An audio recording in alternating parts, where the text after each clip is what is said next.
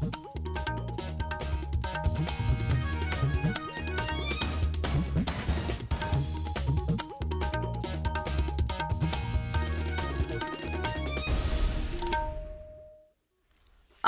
গুৱাহাটী সন্ধিয়াৰ আঞ্চলিক বাতৰি পঢ়িছো ভাস্বতী চক্ৰৱৰ্তীয়ে আৰু মোৰ সৈতে আছে পংকজ নয়ন ভট্টাচাৰ্য। এতিয়াৰ প্ৰধান বাতৰিসমূহ হ'ল দেশৰ অৰ্থনৈতিক পুনৰুজ্জীৱিত কৰিব পৰাকৈ বিকাশৰ যাত্ৰাৰ অংশীদাৰ হ'বলৈ মুখ্যমন্ত্ৰী সৰ্বানন্দ সোণোৱালৰ জনসাধাৰণৰ প্ৰতি আহ্বান। আফ্ৰিকান স্বাইন ফিভাৰৰ দ্বাৰা ক্ষতিগ্ৰস্ত গাহৰি পালকসকলক শীঘ্ৰে উপযুক্ত ক্ষতিপূৰণ দিয়াৰ ব্যৱস্থা কৰিবলৈ মুখ্যমন্ত্ৰীৰ পশুপালন বিভাগক নিৰ্দেশ। ৰাজ্যসভাত আজি শ্ৰমিকৰ কল্যাণ আৰু সুৰক্ষা সুনিশ্চিত কৰাৰ উদ্দেশ্যে তিনিখন শ্ৰম বিধি সম্পৰ্কীয় বিধেয়ক গৃহীত। কোভিড-19 মহামাৰীৰ প্ৰতি লক্ষ্য ৰাখি ৰাজ্যসভাৰ চলিত বৰ্ষাকালীন অধিৱেশনৰ কাম কাজ নিৰ্ধাৰিত সময়ৰ পূৰ্বে অনিৰ্দিষ্ট কাললৈ স্থগিত ঘোষণা। কোভিড-19 সন্দৰ্ভত জনসচেতনতা সৃষ্টিৰ উদ্দেশ্যে আজিৰে পৰা স্বাস্থ্য বিভাগৰ ৰাজ্যজুৰি জনজাগৰণ কাৰ্যসূচী আৰম্ভ আৰু গুৱাহাটীকে ধৰি ৰাজ্যৰ বিভিন্ন ঠাইত দি থকা নেৰানেপেৰা বৰষুণৰ ফলত স্বাভাৱিক জীৱন যাত্ৰা ব্যাহত হোৱাৰ লগতে কেতবোৰ নতুন নতুন ঠাই বানৰ কবলত। এতিয়া শুনক বিতং বাতৰি। মুখ্যমন্ত্ৰী সৰ্বানন্দ সোণোৱালে মুখ্যমন্ত্ৰী গ্ৰাম্য পৰিবহন আঁচনিৰ অধীনত লাভ কৰা সা সুবিধাসমূহ নিষ্ঠা সহকাৰে কামত খটুৱাই আত্মনিৰ্ভৰ অসম গঢ়াৰ দিশত অৰিহণা যোগাবলৈ আঁচনিখনৰ হিতাধিকাৰীসকলৰ প্ৰতি আহ্বান জনাইছে।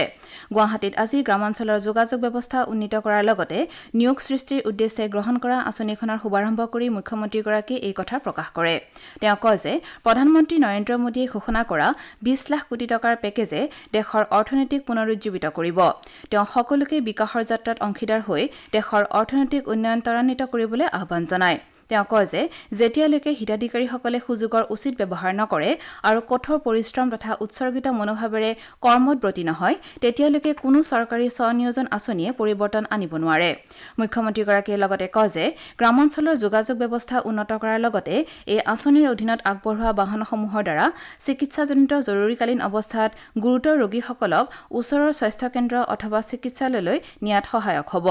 উদ্যমিতা আৰু স্বনিয়োজনৰ ক্ষেত্ৰত উল্লেখযোগ্য দৃষ্টান্ত হৈ এই আঁচনিৰ হিতাধিকাৰীসকলে আনকো উৎসাহিত কৰিব পাৰিব বুলি তেওঁ মন্তব্য কৰে। তেওঁ কয় যে এই আঁচনিৰ জৰিয়তে প্ৰদান কৰা লঘু যান বাহনসমূহে গ্ৰামাঞ্চলৰ যোগাযোগ ব্যৱস্থা যথেষ্ট উন্নত কৰিব। অনুষ্ঠানত ভাষণ দি পৰিবহণ মন্ত্ৰী চন্দ্ৰমোহন পাটোৱাৰীয়ে কয় যে প্ৰথম পৰ্যায়ত ইয়াৰ অধীনত 100 কোটি টকা ব্যয় সাপেক্ষে ৰাজ্যখনৰ 10,000 গাঁৱক সামৰি লোৱা হৈছে। উল্লেখযোগ্য যে স্বাধীনতা দিৱসৰ ভাষণত মুখ্যমন্ত্ৰী সৰ্বানন্দ সোণোৱালে এই আঁচনিৰ কথা ঘোষণা কৰিছিল। ইয়াৰ অধীনত যোগ্য হিতাধিকাৰী লঘু যান বাহনৰ ক্ৰয় মূল্যৰ 25% অথবা 1 লাখ টকা প্ৰদান কৰিব। আফ্ৰিকান স্বাইন ফিভাৰৰ দ্বাৰা ক্ষতিগ্ৰস্ত গাহৰি পালকসকলক শীঘ্ৰেই উপযুক্ত ক্ষতিপূৰণ দিয়াৰ ব্যৱস্থা কৰিবলৈ মুখ্যমন্ত্ৰী সৰ্বানন্দ সোণোৱালে পশুপালন বিভাগক নিৰ্দেশ দিছে। গুৱাহাটীত আজি পশুপালন আৰু পশু চিকিৎসা বিভাগৰ বিষয়াসকলৰ সৈতে এখন গুৰুত্বপূৰ্ণ বৈঠকত মিলিত হৈ মুখ্যমন্ত্ৰীগৰাকীয়ে এই নিৰ্দেশ দিয়ে। শ্ৰী সোণোৱালে এই ৰোগৰ সংক্ৰমণ ৰোধ কৰাৰ বাবে বিশেষজ্ঞৰ পৰামৰ্শ অনুসৰি ৰাজ্যখনৰ সংক্ৰমিত এলেকাত চিনাক্ত হোৱা 12,000ৰো অধিক গাহৰি নিধনৰ কাম দুৰ্গা পূজাৰ আগেয়ে সম্পূৰ্ণ কৰিবলৈ বিভাগটোক নিৰ্দেশ দিয়ে।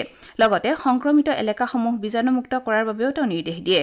তেওঁ লগতে কয় যে কেন্দ্ৰীয় চৰকাৰে ইতিমধ্যে ইয়াৰ বাবে প্ৰথম কিস্তিৰ ধন মোকলাই দিয়াৰ লগতে ৰাজ্য চৰকাৰেও প্ৰয়োজনীয় ধনৰাশি শীঘ্ৰেই মোকলাই দিব।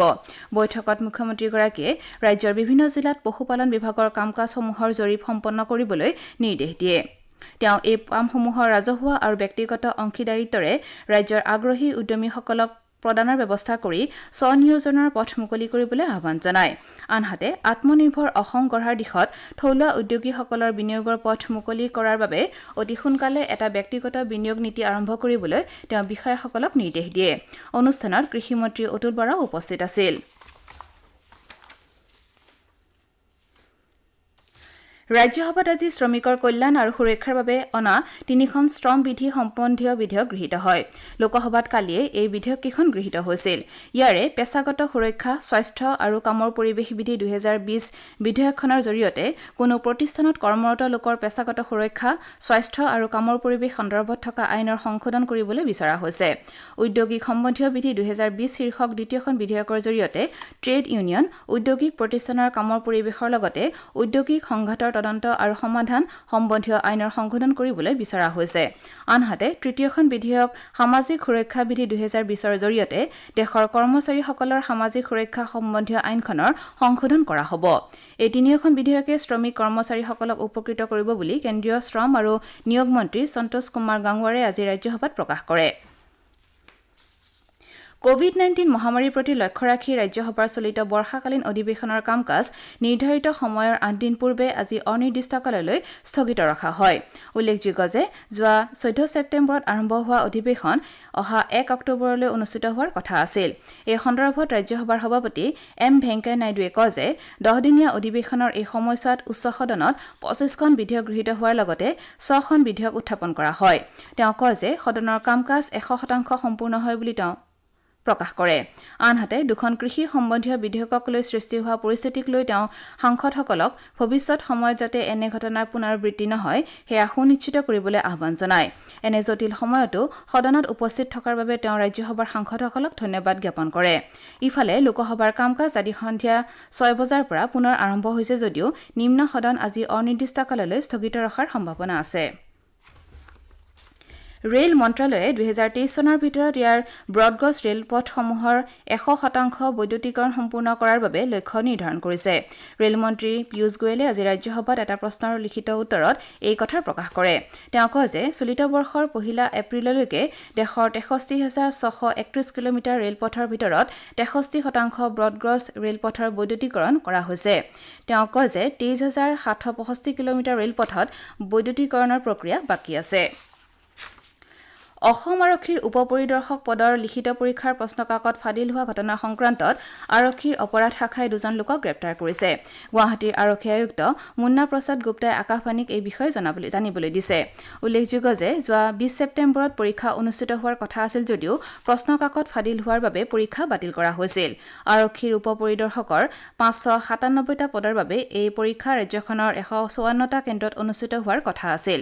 মুখ্যমন্ত্ৰী সৰ্বানন্দ সোণোৱালে এই ঘটনাৰ সৈতে জড়িত অপৰাধীক শীঘ্ৰে কৰায়ত্ব কৰি কঠোৰ পদক্ষেপ গ্ৰহণ কৰিবলৈ নিৰ্দেশ দিছে।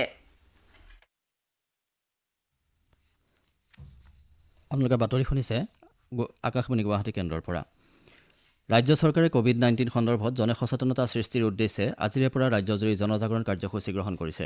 কোভিড-19 সম্পৰ্কীয় সকলো স্বাস্থ্যবিধি অনুসৰণ কৰি ৰূপায়ণ কৰা এই কাৰ্যসূচীৰ উদ্দেশ্য হৈছে স্বাস্থ্য পৰীক্ষাৰ বাবে ৰাইজক অনুপ্ৰাণিত কৰা, গৃহ আছুতীয়াকৰণৰ নিয়মাৱলী সন্দৰ্ভত সজাগতাৰ সৃষ্টি, মাস্কৰ ব্যৱহাৰ, সামাজিক দূৰত্ব, পৰিষ্কাৰ পৰিচ্ছন্নতা, বজাৰ সমাৰত আচৰণবিধি আৰু কাৰ্যালয়, শৈক্ষিক প্ৰতিষ্ঠান আদিত কোভিড-19 সম্বন্ধীয় নীতি নিয়মৰ বিষয়ে সজাগতাৰ সৃষ্টি কৰা।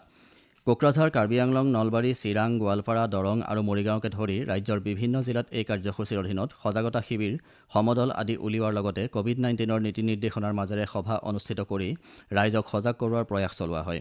উল্লেখযোগ্য যে এই কাৰ্যসূচীৰ অধীনত আশা কৰ্মীৰ সমদলৰ উপৰি আশা, স্বেচ্ছাসেৱক আৰু উন্নয়ন সংস্থাৰ অংশীদাৰৰ দ্বাৰা ঘৰে ঘৰে সজাগতামূলক অভিযান, বেচৰকাৰী সংস্থাৰ দ্বাৰা ঘৰে ঘৰে প্ৰচাৰ পত্ৰিকা বিতৰণ, উপযুক্ত ব্যক্তিৰ দ্বাৰা ব্যক্তিগত পৰামৰ্শ প্ৰদান, স্বাস্থ্যকৰ্মী আৰু স্বেচ্ছাসেৱকৰ দ্বাৰা আৱাসিক এপাৰ্টমেণ্ট পৰিদৰ্শন, চৰ এলেকাত নাৱৰ সহায়ত সজাগতামূলক অভিযান আদিৰ ব্যৱস্থা কৰা হৈছে। অসমত আজিও ভালেসংখ্যক লোক কোভিড-19ত আক্ৰান্ত হৈছে। ধুবুৰী জিলাত আজি নতুনকৈ 27জন লোকৰ দেহত কৰোনাৰ সংক্ৰমণ ধৰা পৰাত মুঠ আক্ৰান্তৰ সংখ্যা 3,716 হৈছে।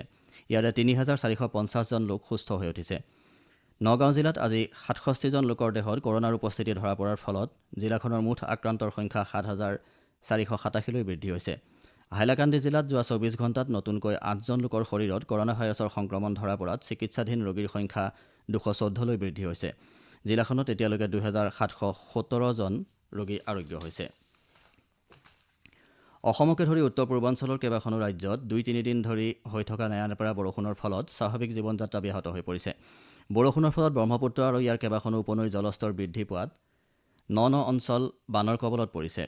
গহপুৰত ছত্ৰং নৈৰ বাঢ়নী পানীয়ে 15 নম্বৰ ৰাষ্ট্ৰীয় ঘাইপথৰ পৰা 5 নম্বৰ ৱাৰ্ড ছত্ৰপাৰলৈ অহা যোৱা কৰা পথ তথা মথাউৰিটোৰ এটা অংশ ছিঙি নিয়াত যাতায়াত ব্যাহত হৈ পৰিছে। আনহাতে বাঢ়নী পানীয়ে বৰপেটাৰ বাঘবৰৰ চতলা গাঁৱত অধিকাংশ অঞ্চল প্লাৱিত কৰাত 30টাৰো অধিক পৰিয়ালে ওখ ঠাইত আশ্ৰয় ল'বলগীয়া হৈছে। ইপিনে কেইবাদিনো ধৰি মেঘালয়ৰ দক্ষিণ পশ্চিম গাৰোপাহাৰ জিলাত হোৱা ধাৰাসাৰ বৰষুণৰ ফলত নামি অহা পানীৰ ঢলে দক্ষিণ শালমাৰা, মানকাছৰ জিলাৰ কালাপানী অঞ্চলত বানপানীৰ সৃষ্টি কৰিছে। অঞ্চলটোৰ বেঙেৰ ভিটা উপস্বাস্থ্য কেন্দ্ৰটোৰ সন্মুখৰ পথটো জলমগ্ন হোৱাত স্বাস্থ্যকেন্দ্ৰটোলৈ যোৱা ৰোগী চিকিৎসকসকল অসুবিধাৰ সন্মুখীন হৈছে। হাটশিঙিমাৰীৰ কালাপানীত বানৰ তাণ্ডৱ অব্যাহত আছে। নেৰানেপেৰা বৰষুণৰ ফলত গুৱাহাটী মহানগৰতো জনজীৱন ব্যাহত হৈ পৰিছে। বানৰ ফলত বাটপথসমূহত যান-জঁটৰ সৃষ্টি হোৱাত যাতায়াত ব্যৱস্থা ব্যাহত হৈ পৰিছে। গুৱাহাটীত ব্ৰহ্মপুত্ৰৰ জলস্তৰ বৃদ্ধি পোৱা পৰিলক্ষিত হৈছে। বতৰ বিজ্ঞান বিভাগৰ সূত্ৰই প্ৰকাশ কৰা মতে কাইলৈ পৰ্যন্ত বতৰ ডাৱৰীয়া হৈ থকাৰ লগতে বৰষুণ দি থকাৰ সম্ভাৱনা আছে। অৱশ্যে ৰাজ্যৰ আন কেতবোৰ ঠাইত কম বেছি পৰিমাণে দি থকা বৰষুণে খেতিয়কসকলৰ বাবে আশাৰ বতৰা কঢ়িয়াই আনিছে যদিও কিছুমান ঠাইত বানৰ আশংকা কৰা হৈছে। প্ৰধানমন্ত্ৰী নৰেন্দ্ৰ মোদীয়ে কাইলৈ ফিট ইণ্ডিয়া মুভমেণ্টৰ প্ৰথম বাৰ্ষিকী উপলক্ষে ফিটনেছক উৎসাহিত কৰা একাংশ লোকৰ লগতে সাধাৰণ জনতাৰ সৈতে অনলাইন মত বিনিময় কৰিব। ফিট ইণ্ডিয়া ডায়লগ শীৰ্ষক এই দেশজোৰা অনলাইন অনুষ্ঠানত ফিটনেছৰ সৈতে জড়িতসকলে নিজৰ নিজৰ অভিজ্ঞতা প্ৰকাশ কৰিব। প্ৰধানমন্ত্ৰী নৰেন্দ্ৰ মোদীয়েও ফিটনেছ আৰু সুস্বাস্থ্য সম্পৰ্কত নিজৰ চিন্তাৰ বিনিময় কৰিব। অন্যান্যসকলৰ লগতে এই অনুষ্ঠানত বিৰাট কোহলি, মিলিন্দ সুমন, ৰুজুতা দিৱেকাৰ আদিয়েও অংশগ্ৰহণ কৰিব। কৰোনা পৰিৱেশত ফিটনেছৰ প্ৰয়োজনীয়তালৈ লক্ষ্য ৰাখি এই অনুষ্ঠানত পৰিপুষ্টিকে ধৰি ফিটনেছৰ অন্যান্য দিশসমূহৰ আলোচনা কৰা হ'ব। তদুপৰি এই অনুষ্ঠানতে ভাৰতক ফিটনেছ ৰাষ্ট্ৰ হিচাপে গঢ়ি তোলাৰ ক্ষেত্ৰত প্ৰধানমন্ত্ৰীয়ে দেশবাসীক অংশগ্ৰহণ কৰিবলৈ আহ্বান জনাব। কোভিড-19ৰ পৰিস্থিতিৰ প্ৰতি লক্ষ্য ৰাখি শিৱসাগৰ জিলা প্ৰশাসনে সমাগত দুৰ্গা পূজা উদযাপন সন্দৰ্ভত কেতবোৰ নিৰ্দেশনা জাৰি কৰিছে। সেই অনুসৰি পূজা মণ্ডপৰ ভিতৰত বা চাৰিওফালে মেলা অনুষ্ঠিত কৰিব নোৱাৰিব। তদুপৰি পথৰ ওপৰত বা পথৰ কাষত পূজা মণ্ডপ নিৰ্মাণ কৰিব নোৱাৰিব। পূজা মণ্ডপত পুৰোহিত আৰু আয়োজকসহ সৰ্বাধিক 30 জন লোককহে উপস্থিত থকাৰ অনুমতি দিয়া হৈছে। শাৰীৰিক ব্যৱধান ৰাখি পূজা চৌহদত সৰ্বাধিক 20 জন ভক্তহে সমবেত হ'ব পাৰিব। আনহাতে প্ৰতিমা বিসৰ্জনতো 5 জনতকৈ অধিক লোকে অংশ ল'ব নোৱাৰিব বুলি নিৰ্দেশনাটোত কোৱা হৈছে। শিশু, কিশোৰী তথা গৰ্ভৱতী মহিলাৰ পুষ্টিহীনতাৰ প্ৰতি সজাগতা সৃষ্টিৰ উদ্দেশ্যে সমগ্ৰ দেশতে পালন কৰি থকা তৃতীয় ৰাষ্ট্ৰীয় পোষণ মাহৰ সৈতে সংগতি ৰাখি অসমৰো বিভিন্ন ঠাইত ভিন ভিন কাৰ্যসূচী ৰূপায়ণ কৰা হৈছে। আমাৰ হাইলাকান্দিৰ সংবাদদাতাই জনোৱা মতে এই কাৰ্যসূচীৰ সৈতে সংগতি ৰাখি শিশুৰ পুষ্টিহীনতা সন্দৰ্ভত ঘৰে ঘৰে গৈ পৰীক্ষা চলোৱা হয় আৰু তেওঁলোকক বুনিয়াদী চিকিৎসা আগবঢ়োৱা হয়। এই সমীক্ষাত হাইলাকান্দিত 329টা পুষ্টিহীনতাত ভগা শিশু চিনাক্ত কৰা হয়। পোষণ মাহ উপলক্ষে PIBৰ গুৱাহাটী শাখাই আজি এখন ৱেবনাৰৰ আয়োজন কৰে। ৱেবনাৰত কৰোনা মহামাৰীৰ সময়ছোৱাত স্বাস্থ্য আৰু পুষ্টি সন্দৰ্ভত সজাগতা সৃষ্টিৰ বিভিন্ন দিশ সন্দৰ্ভত আলোচনা কৰা হয়। দেশত কভিডৰ পৰা সুস্থ হোৱা লোকৰ হাৰ 81.25% বৃদ্ধি হৈছে। আজি একেৰাহে পঞ্চম দিন ধৰি দেশত কোভিড-19ত আক্ৰান্ত লোকৰ তুলনাত সুস্থ হৈ উঠা লোকৰ হাৰ বৃদ্ধি হৈছে। যোৱা 24 ঘণ্টাত 89,746 জন সুস্থ হৈ উঠাৰ বিপৰীতে 83,347 জন চিকিৎসাধীন হৈ আছে। স্বাস্থ্য মন্ত্ৰালয়ে জনোৱা মতে বিশ্বৰ ভিতৰতে ভাৰতত আৰোগ্য লাভ কৰা লোকৰ হাৰ সৰ্বাধিক আৰু এই হাৰ বিশ্বৰ মুঠ হাৰৰ 19.5%। 17খন ৰাজ্য আৰু কেন্দ্ৰীয় শাসিত প্ৰদেশত নতুনকৈ আক্ৰান্ত হোৱাৰ বিপৰীতে অধিক লোক সুস্থ হৈ উঠিছে। ইয়াৰ ভিতৰত মহাৰাষ্ট্ৰত দৈনিক 20,000তকৈ অধিক লোক সুস্থ হোৱাৰ বিপৰীতে অন্ধ্ৰপ্ৰদেশত 10,000তকৈ অধিক লোক সুস্থ হৈ উঠিছে। IPL ক্ৰিকেট প্ৰতিযোগিতাৰ এখন খেল আজি আবুধাবিত কলকাতা নাইট ৰাইডাৰ্ছ আৰু মুম্বাই ইণ্ডিয়ানছৰ মাজত অনুষ্ঠিত হ'ব। নিশা 7:30 বজাত খেলখন আৰম্ভ হ'ব। স্বাস্থ্য মন্ত্ৰালয়ে আজি কৈছে যে দেশত প্ৰতিদিনে সম্পন্ন কৰা কোভিড-19ৰ পৰীক্ষাৰ সংখ্যাই 12 লাখ অতিক্ৰম কৰিছে। মন্ত্ৰালয়ে এটা টুইটযোগে কয় যে সমগ্ৰ দেশতে বৰ্তমানলৈ 6,05,00,000তকৈ অধিক পৰীক্ষা সম্পন্ন কৰা হৈছে। টুইটটোত প্ৰকাশ কৰা মতে পৰীক্ষাৰ সংখ্যা অধিক হোৱাৰ ফলত সংক্ৰমিত লোকক আৰম্ভণিতে চিনাক্ত কৰিব পৰাটো সম্ভৱপৰ হৈছে আৰু ইয়াৰ ফলত আক্ৰান্ত লোকৰ হাৰো হ্ৰাস পাব বুলি আশা প্ৰকাশ কৰা হৈছে। স্বাস্থ্য মন্ত্ৰালয়ে লগতে প্ৰকাশ কৰা মতে দেশৰ বিভিন্ন ৰাজ্য আৰু কেন্দ্ৰীয় শাসিত প্ৰদেশত পৰীক্ষাৰ ক্ষমতা বৃদ্ধি কৰাৰ ফলস্বৰূপে প্ৰতি 10 লাখ জনসংখ্যাৰ মাজত কৰোনা সংক্ৰমিত লোকৰ হাৰ ৰাষ্ট্ৰীয় হাৰতকৈ বৃদ্ধি হৈছে।